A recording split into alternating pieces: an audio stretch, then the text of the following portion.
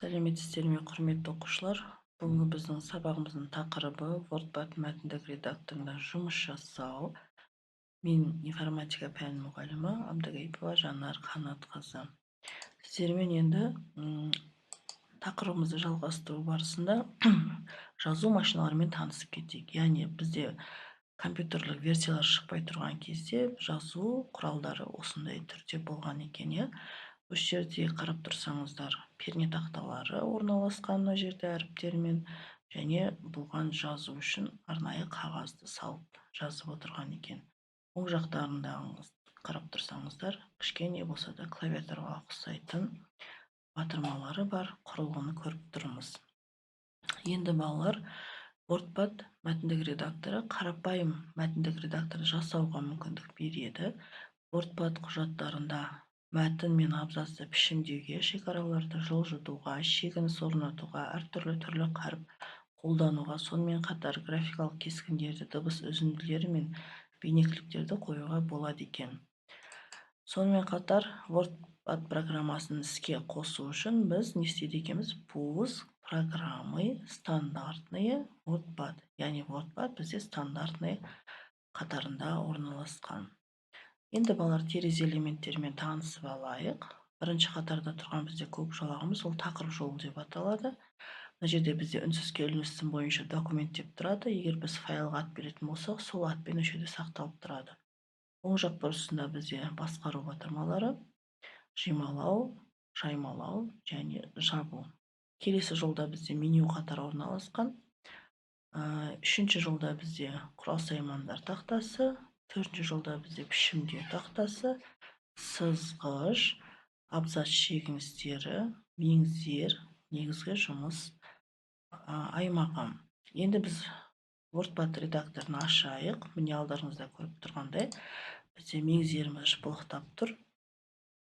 Документ WordPad редакторы ашық тұр. Мына жерде біз сіздермен енді шрифттің түрін таңдаймыз. Ол үшін қасындағы кнопкасын басып, ішіне кіріп, әртүрлі шрифттер бізге берілген.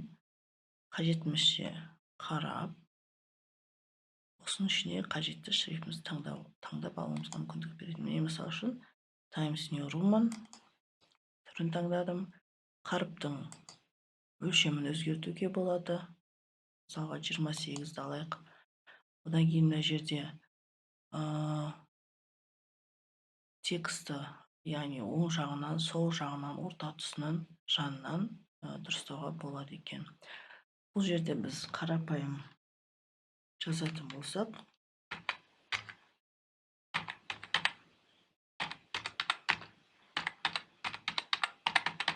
мәтіндік редактор деп жаздық, курсорымыз жыпылықтап тұр. Enter пернесінің астына басып қоямыз міне. Енді осы мәтіндік редактор деген сөзімізді ерекшелеп аламыз. Ерекшелегеннен кейін бізде үнсіз келісім бойынша бұл сол жақ бұрышында жазылып тұр, иә. Ортасынан жазу үшін осы батырманы басамыз. Көріп тұрғандарыңыздай, ерекшеленген мәтін бөлігіміз орта тұсынан тураланды, иә. Енді оң жақ бұрышына басамыз, оң жақ бұрышына тураланды. Қайтадан орнына қойсақ болады. Енді осы жерде мынау жирный, яғни біз не істейміз?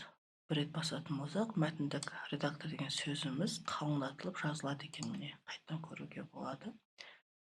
Келесіде осы сөзімізді қисайтып жазуымызға мүмкіндік береді, міне қарап тұрсаңыздар, және тағы да ерекшелеп асты сызылған түріне жазсақ та болады екен. Тағы да ерекшелеп аламыз. Өзгертулерімізді алып тастауымызға да болады екен, және қажетті абзац шегінісіне қойсақ та болады екен.